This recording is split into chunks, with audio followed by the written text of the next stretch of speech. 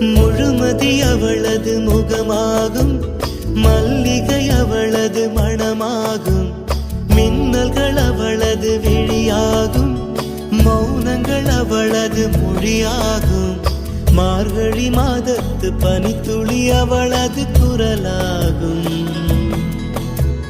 மகரந்த காட்டின் மான்குட்டி அவளது நடையாகும்.